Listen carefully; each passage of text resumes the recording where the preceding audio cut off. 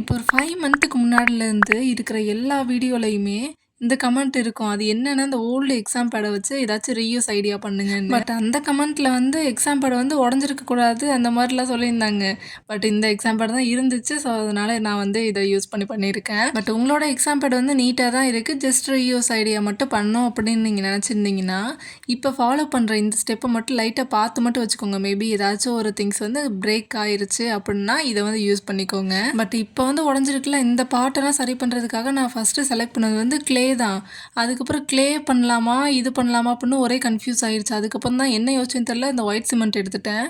அதை வந்து யூஸ் பண்ணி பண்ண ஆரம்பிச்சிட்டேன். ஒயிட் சிமெண்ட் வந்து வாட்டர்லையும் க்ளூலையும் மிக்ஸ் பண்ணி எடுத்து வச்சுக்கணும். நெக்ஸ்ட் வந்து இந்த உடஞ்சிருக்கிற பார்ட்டில் லைட்டாக வந்து ஒரு கோட்டிங் மாதிரி கொடுத்துக்கணும். அது நல்லா ட்ரை ஆனதுக்கப்புறம் செகண்ட் கோட்டிங் வந்து லைட்டாக கொடுக்கணும். கொடுத்ததுக்கப்புறம் மேலே வந்து எக்ஸ்ட்ரா தூக்கிட்டு இருக்கிற மாதிரி இருக்கும். நான் என்ன பண்ணிட்டேன்னா, எல்லாமே கரெக்டாக தான் பண்ணிகிட்டு இருந்தேன். எல்லாமே கரெக்டாக போயிட்டு இருந்தப்போ டக்குனு அந்த பேப்பர் இழுத்துட்டு அந்த சிமெண்ட் தனியாக போயிடுச்சு. அதுக்கப்புறம் என்ன பண்ணுறதுன்னு தெரியாமல் மறுபடியும் ஃபஸ்ட்லேருந்து எல்லாத்தையும் ஸ்டிக் பண்ணனால தான் இந்த வீடியோ அப்லோட் பண்ணுறதுக்கே ரொம்ப லேட் ஆயிடுச்சு. அண்ட் இதில் வந்து அங்கங்கே பிரேக் ஆகிருக்குல்ல, அது மட்டும் ஏன்னு கமெண்ட்டில் வந்து கேட்டுறாதீங்க. அது ஒரு டென்ஷன் ஆகிற இரிட்டேட்டான கதை.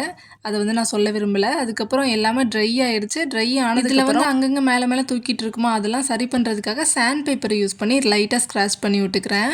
இது எல்லாமே நேரானதுக்கப்புறம் ஒரு வெட் கிளாத்தை யூஸ் பண்ணி நல்லா க்ளீன் பண்ணி எடுத்துக்கலாம். க்ளீன் பண்ணதுக்கப்புறம் இப்போ வந்து ரெடி ஆயிடுச்சு.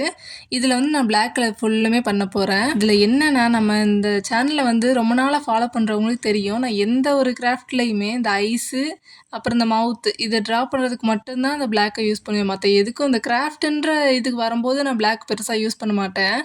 அது ஏன்னு எனக்கு தெரில. கொஞ்சம் பேஸ்டல் ஷேடாக இருந்தால் எனக்கு ரொம்ப பிடிக்கும். கொஞ்சம் பிரைட்டாக இருந்தால் எனக்கு பிடிக்கும். பட் இப்போ எனக்கு என்னன்னு தெரில. இப்போ தோணுச்சு, சரி பண்ணலாம். பிளாக் வந்து ரொம்ப நாள் ஆச்சு.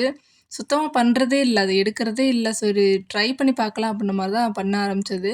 அண்ட் வாய் கொஞ்சம் கலரும் கண்டுக்காமல் விட்டுருங்க. ஸோ இப்போ பிளாக் வந்து 2 கோட்டிங் நல்லா கொடுத்ததுக்கப்புறம் நல்லா ட்ரை ஆயிடுச்சு. இப்போ வந்து ஒயிட்டும் எல்லோவும் அக்ரிலிக் பெயிண்ட்டை வந்து நல்லா மிக்ஸ் பண்ணிவிட்டு ஒரு கோட்டிங் வந்து லைட்டாக அந்த ஸ்பாஞ்ச் யூஸ் பண்ணி கொடுத்துக்கிறேன். அப்புறம் அதுக்கு மேலேயே கொஞ்சம் டார்க் வந்து க்ரீன் கலர் நான் கொடுத்துருப்பேன். பட் வீடியோவில் பெருசாக ஒன்றும் தெரியல, ஏன்னு தெரில. எனக்கு பிரைட்னஸ் கொஞ்சம் அதிகமாக இருக்கா என்னன்னு தெரில. இது வந்து ஸ்பாஞ்சு, அதே ஸ்பாஞ்சை யூஸ் பண்ணி கொஞ்சம் க்ரீன் கலர் டார்க் க்ரீன் வந்து ரேண்டமாக கொடுத்து எடுத்துக்கோங்க. நெக்ஸ்ட் வந்து ஸ்டெம் வந்து கொடுத்துக்கோங்க. ரொம்ப ஒட்டி ஒட்டி இல்லாமல் கொஞ்சம் இந்த மாதிரி பெருசாகவும் சின்னதாகவும் கொஞ்சம் ரேண்டமாக ட்ரா பண்ணிக்கோங்க. அதுக்கப்புறம் இதை ஒட்டியே கொஞ்சம் பெரிய பெரிய லீஃபாக இருக்கிற மாதிரி ட்ரா பண்ணிக்கணும்.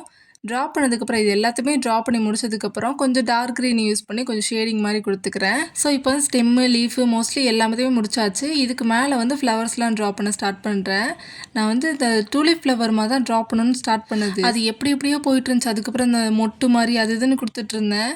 இது வந்து இந்த டூலிப் ஃப்ளவர் மாதிரி இருக்குதா அப்படின்னு மறக்காமல் கமெண்ட்டில் சொல்லுங்கள். பட் இன்னும் ஷேடிங்லாம் முடியல, அதெல்லாம் கொடுத்துக்கணும். ஃபஸ்ட்டு கோட்டிங் வந்து ஒரு லைட் பிங்க் மாதிரி கொடுத்துக்கணும். அதுக்கு மேலே வந்து ரேண்டமாக கொஞ்சம் டார்க் பிங்க் மாதிரி கொடுத்துக்கணும். அண்ட் இன்ஸ்டாவில் வந்து நமக்கு மிஸ் டி ஆரி ஸ்டுடியோ அப்படின்னு ஒரு இன்ஸ்டாகிராம் பேஜ் இருக்குது. அதை மறக்காமல் ஃபாலோ பண்ணிக்கோங்க.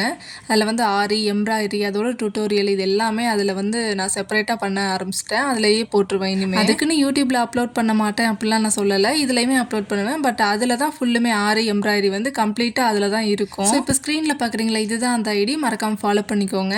அண்ட் இது அதில் வந்து என்னென்ன வீடியோஸ் இனிமேல் அப்கமிங்காக போடலாம் அப்படின்னு மறக்காமல் கமெண்ட்டில் சொல்லிட்டு போங்க. அதுலேயே அண்ட் கிவ் அவே பற்றி சொல்லியிருந்தேன்ல, அந்த இன்ஸ்டா பேஜை பேஸ்டாக வச்சு தான் நான் கொஷின்ஸ் கேட்பேன். அதில் வின் பண்ணுற சப்ஸ்கிரைபர் ஃபாலோவர்ஸ்க்கு மட்டும்தான் கிஃப்ட்டு. ஸோ அந்த பேஜை மறக்காமல் ஃபாலோ பண்ணிக்கோங்க. இது பிடிச்சிருந்துச்சுன்னா மறக்காமல் சப்ஸ்கிரைப் பண்ணிக்கோங்க. பாய்.